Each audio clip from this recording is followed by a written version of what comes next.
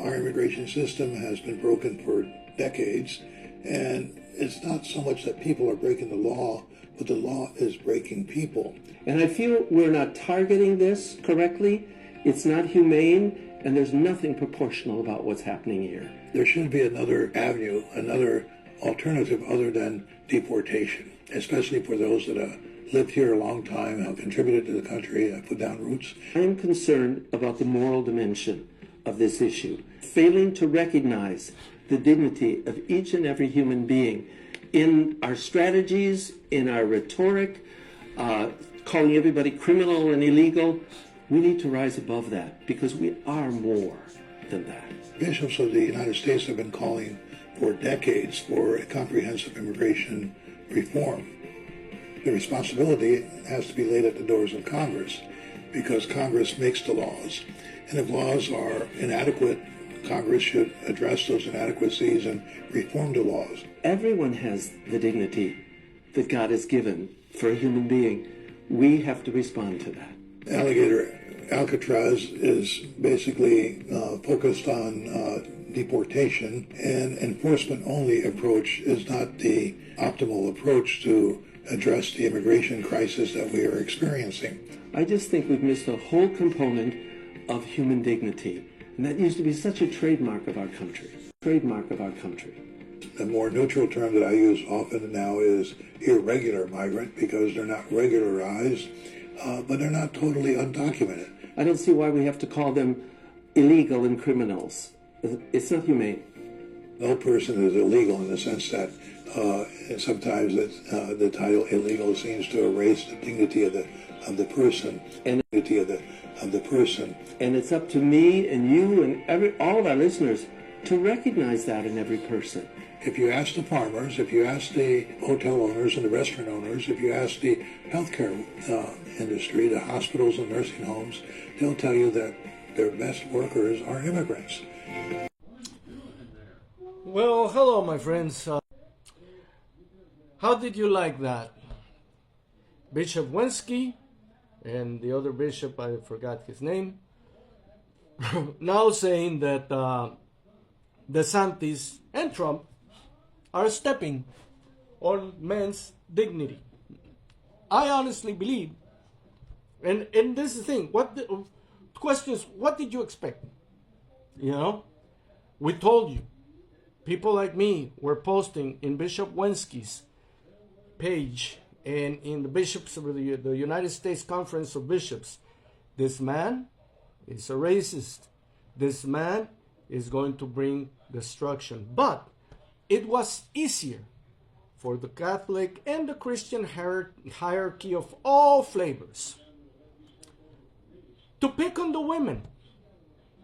Because, you know, Trump, DeSantis were like, yeah, women must be punished for having abortions. It doesn't matter for what, they just have to be punished. Why? Because it's easy.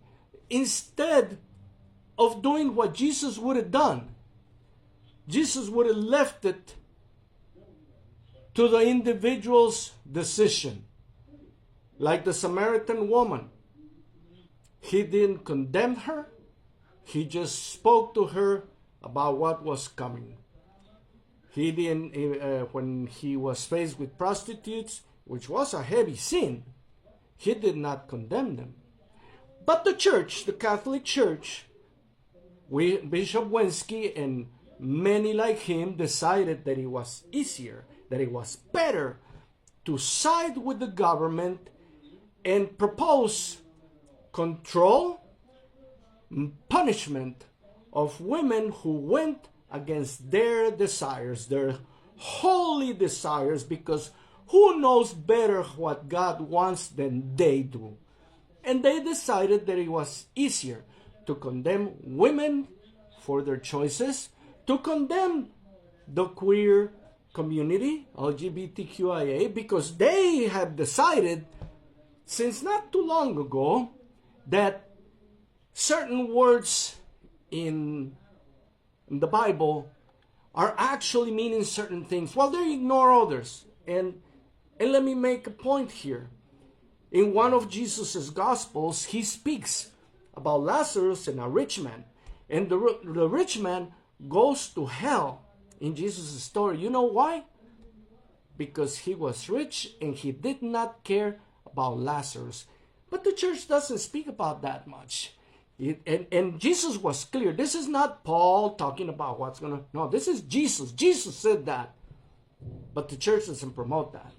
The church promotes, oh no, if you're gay, you're going to hell. Oh yeah, well, if you're incredibly rich and you don't care about the poor, guess what? You're also going to hell. That's Jesus. Jesus did speak about that. But bishops and priests are very silent about that. They rather see the rich people coming to their churches and leave their donations than to tell them what Jesus actually said. But now that the persecution of immigrants, because see, this is the thing. Immigrants that work, which a shitload of immigrants do a lot of work, they leave their money in the church. Because from the southern countries, in Mexico, South America, Central America, there's a deep belief that the Catholic Church or the Christian Church, Jesus is strong with people that come from Mexico and southern countries. And those people leave a lot of money in the church. And Bishop Wensky has seen that, oh wow, this is hurting. And I'm sure that's not the only thing, but it is something that has moved his needle. It's like, well, this is not fair, and it's also affecting my pocket, so I guess we need to move on this. The American Conference of Bishops, still the same thing. Now they're talking about, oh, well, the dignity of men. Well, this rests on the responsibility of the representatives and the senators and Congress. No, sir. This rests on your shoulders. God will put this in your shoulders if you ever come in contact with him. If not, he'll probably send you straight down. You know why? Because you were quick to say, hey, I'm going to side with the man who thinks like me. So what if he's a little bit racist? So what if he says that Mexico doesn't send us their best? So what if he says these are shithole countries? No, nothing. What if he decides that after 5 men are declared innocent, he's still going to go ahead and pay money so someone will find something to declare these people guilty? So what if this man has been continuously found to be guilty of trying to avoid black people and brown people from living in his hotels? That doesn't matter. So what if he has had a history of abusing women? What if he has a history and he speaks, oh, well, that's just locker talk when he says he's going to... And what if he's had 3 divorces? Well, none of them were in the Catholic Church, so technically he hasn't been married. You found all sorts of excuses to say to the Catholic people, this is the man because he's pro-life. He thinks like us. How bad could he be? Well, this is what happens when you make a deal with the devil. If I was a bishop and I had even slightly pronounced Trump as a even acceptable candidate, I would not sleep easy. Because now you're like, well, and you don't even have the courage to say, you know what, this guy's a racist and he shouldn't even be there because the young people and the old people in your churches remember that you said, hey, Trump is pro-life, so I guess he's the best candidate. Yeah, that's what you said. And people remember that. And then you wonder why young people don't want to go to church anymore.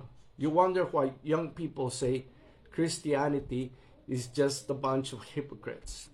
Because you talk, but you never walk the walk. And you're always trying to get more power, never following Jesus' actual essence of his teachings.